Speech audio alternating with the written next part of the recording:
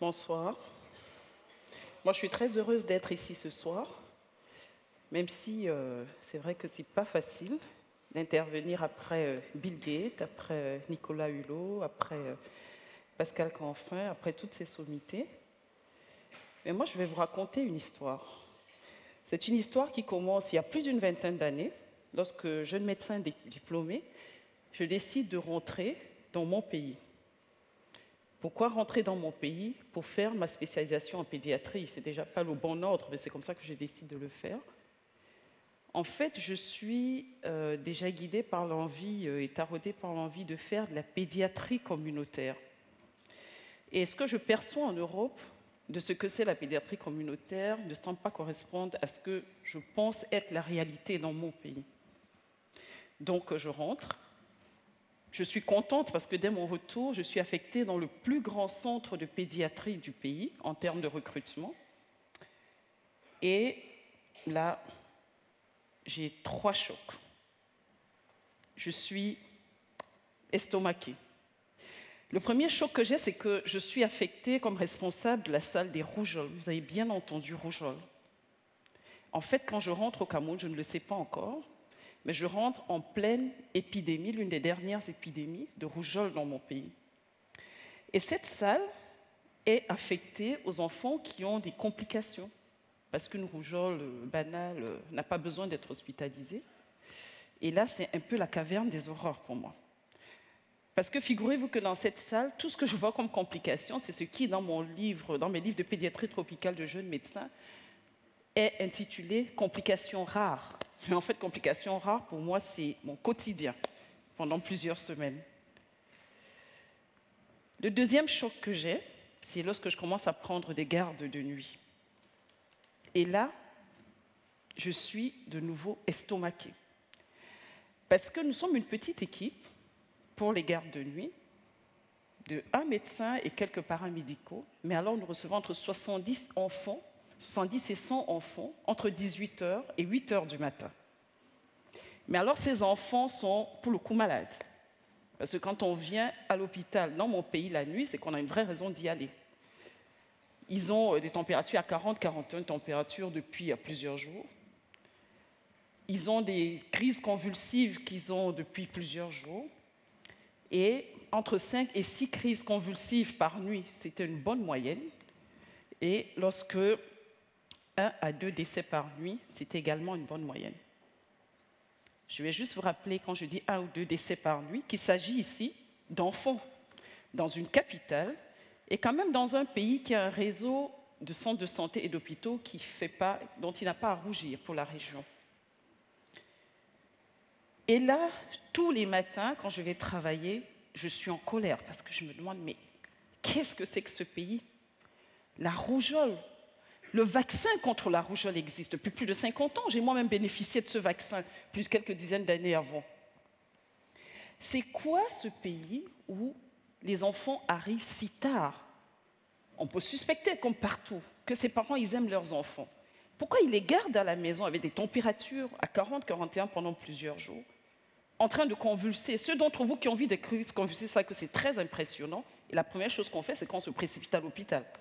Eh bien, ils les gardent à la maison pendant 2-3 jours. Et puis, bon sang, c'est quoi ce système où les parents doivent passer leur temps à courir d'un endroit à l'autre pour aller payer? Parce que ce que je ne vous ai pas dit, c'était mon 3e choix. C'est que quand les parents ils arrivent, ils doivent s'acquitter d'un ticket modérateur, venir pour que moi, le médecin, j'examine leur enfant, ensuite aller payer pour les examens que j'ai demandés, et puis revenir pour qu'on fasse prélever des enfants, des examens dont on n'est même pas sûr, qui sont traités tout de suite, et ensuite aller refaire la file à la pharmacie. Alors là, pour le coup, quand ils vont faire la file à la pharmacie, c'est soit dans le meilleur des cas, parce qu'ils peuvent rentrer à la maison avec les enfants et donc administrer le traitement à la maison, ou alors un autre parcours de combattant, les enfants vont rester hospitalisés, et là, je ne vous dis pas. L'enfant qui est hospitalisé, le parent doit fournir chaque dose de médicament à chaque moment où il doit être prescrit et pour chaque médicament. Ça veut dire que la maman, elle doit acheter. Et le père, il doit ramener de l'argent pratiquement tous les jours. Sans compter qu'il doit s'occuper des autres enfants. Et c'est comme ça qu'on appauvrit les familles. Et là, je vous avoue que je me dis, mais non, c'est quoi ce souk dans lequel je suis rentrée? Moi, je vais repartir en Europe. Là-bas, les hôpitaux, ils sont propres, ils sont clairs, ils sont aseptisés. Je ne sais pas comment les enfants ils arrivent devant moi, mais quand ils arrivent, j'ai juste à les examiner, prescrire, et puis ils sont bons. Je n'ai pas à m'occuper de tout ça. Et puis, je me rappelle en fait pourquoi je suis rentrée à la pédiatrie communautaire. J'y suis à la pédiatrie communautaire. Maintenant, il faut que j'essaye de comprendre. Surtout que je ne vais pas me dégonfler parce que je suis quand même rentrée contre l'avis de mes parents. Donc, je prends mon bâton de pèlerin et je vais, avec une personne qui est d'ailleurs ici présente dans la salle aujourd'hui, pour commencer à aller essayer de comprendre ce qui se passe dans ces communautés. Nous allons en priorité dans les communautés dont sont issus les enfants que nous recevons aux urgences pour essayer de comprendre pourquoi ces enfants ne sont pas vaccinés, pourquoi ils arrivent si tard à l'hôpital. Et là, je prends conscience de 2 ou 3 petites choses qui n'ont l'air de rien, mais qui font toute la différence. Ce n'est pas parce que le vaccin est disponible qu'on sait qu'il est important, qu'on sait où aller le chercher. Et même quand on sait où il faut aller le chercher, ce n'est pas pour ça que quand on arrive au centre de santé, il y est au moment où on y arrive. Autre chose, ce n'est pas parce qu'on sait que la fièvre ou les convulsions peuvent aboutir à la mort de l'enfant qu'on sait forcément ce qu'il faut faire. De même, ce n'est pas parce qu'on sait, dans nos pays, qu'il y a un centre de santé, où se trouve le centre de santé, qu'on va forcément aller l'utiliser ou s'y rendre au moment où vous et moi, on se rendrait de manière assez spontanée dans un centre de santé. En fait, je viens de commencer sans m'en rendre compte, plus de 25 ans d'engagement pour la santé pour tous. C'est un engagement qui sera d'abord informel, où je vais passer de communauté en village pour faire des sessions d'éducation, de prévention, et puis qui va se formaliser par la création d'une organisation qui s'appelle Alternative Santé, qui travaille toujours au niveau local pour non seulement essayer d'informer les populations, mais également essayer de faire du plaidoyer auprès des responsables de santé. J'intègre ensuite les réseaux nationaux parce que je comprends assez rapidement que mon action, si elle est bénéfique au niveau local, elle s'arrête au niveau local et elle n'est pas pérenne. Donc, par le biais des réseaux nationaux, on a une possibilité d'interagir avec les décideurs, c'est-à-dire le ministère de la Santé, le ministère de la Femme, le ministère de la Famille, etc., et pouvoir ainsi aboutir à des changements qui sont non seulement nationaux, mais qui sont également beaucoup plus pérennes. Et de la même façon, je vais intégrer petit à petit des réseaux régionaux, et c'est comme ça qu'aujourd'hui, je me retrouve en fait sur le plan international devant vous, où je représente la société civile au niveau du conseil d'administration de l'Alliance mondiale pour les vaccins, Gavi. Gavi, qui est un partenariat public-privé et qui a permis de vacciner 580 millions d'enfants et de permettre ainsi d'éviter la mort à 6 millions d'enfants. C'est un partenariat qui comporte des pays du Nord, des pays du Sud, qui comporte des communautés, qui comporte des fabricants de vaccins, qui comporte en fait tous les acteurs de la vaccination. Mais ce qui se passe au niveau de cet engagement collectif, je vais vous expliquer quelle peut être cette force.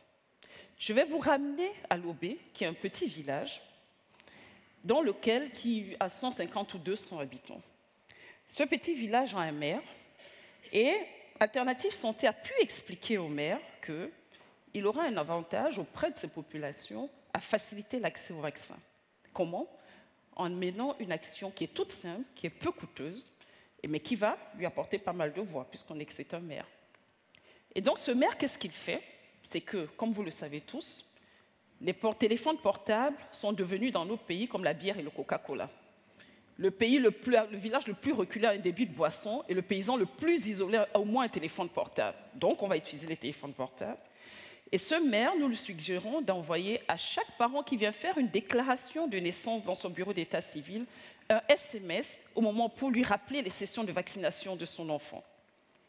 Et donc ce maire qui met un petit peu d'argent pour envoyer ces SMS, en fait, c'est peu d'argent pour nous, mais c'est beaucoup d'argent. C'est un maire d'un village.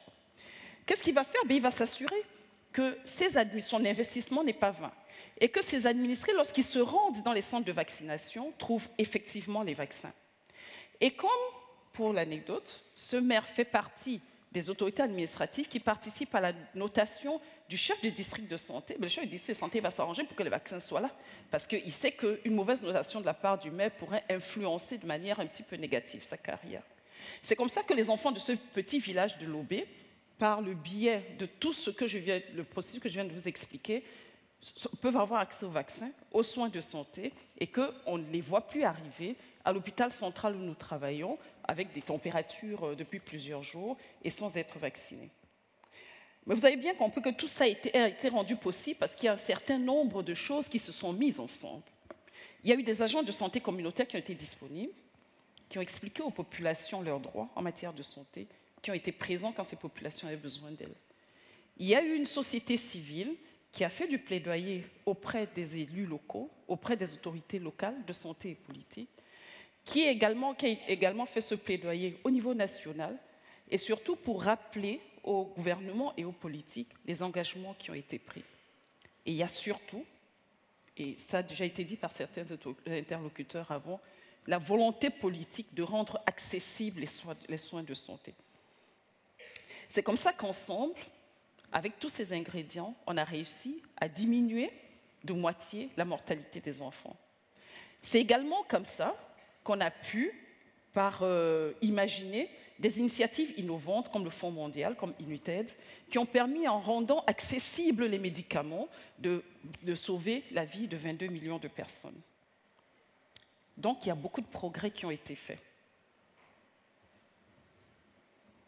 Je vais vous donner un chiffre, 400 millions. 400 millions, c'est 400 millions de personnes. 400 millions, c'est 6 fois la population de la France.